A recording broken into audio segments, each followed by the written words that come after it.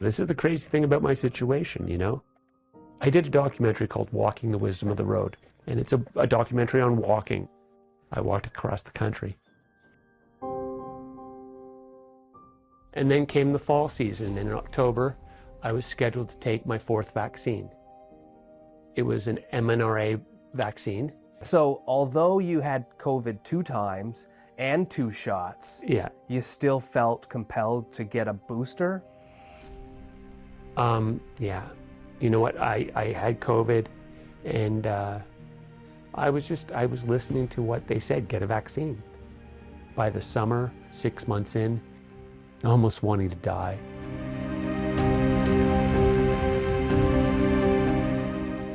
But what's happening right now that gets me most upset is the fact is that our doctors are not allowed to report about COVID vaccine injuries.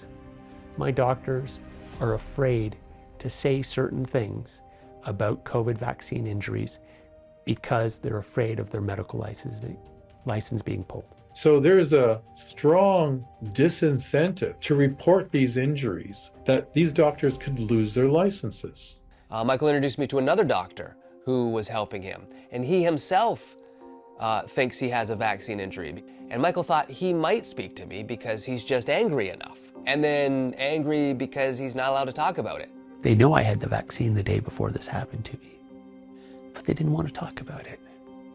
You know, it's even tough for them to get to say vaccine injury in a report.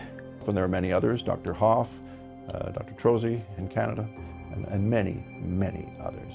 All have had licenses either interrupted or revoked, as have I.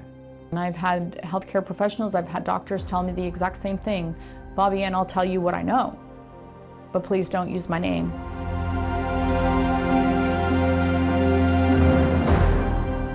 So I went back, grabbed the drive, took the footage. I didn't edit it at all. Uploaded the footage just raw for like 1 or 2 people to watch.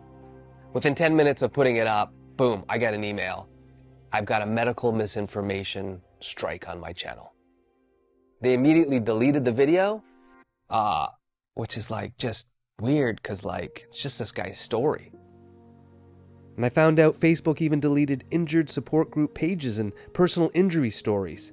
This destroyed these new communities and information exchanges, which led some to resort to their only remaining option.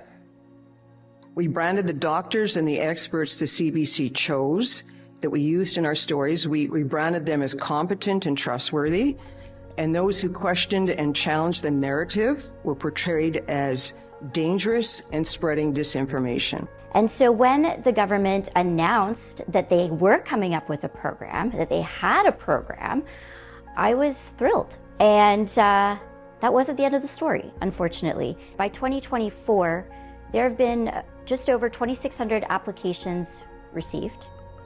Of those, we only have about 188 as of June 1st, 2024. We have a lot that haven't even been looked at yet. They have received $56 million from the Canadian government. Victims had received just over $14 million.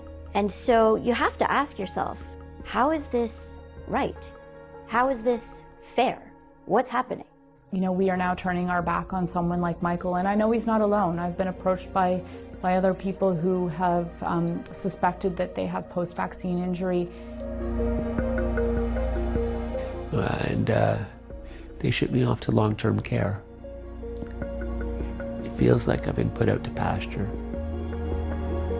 It feels like I've been left here to die.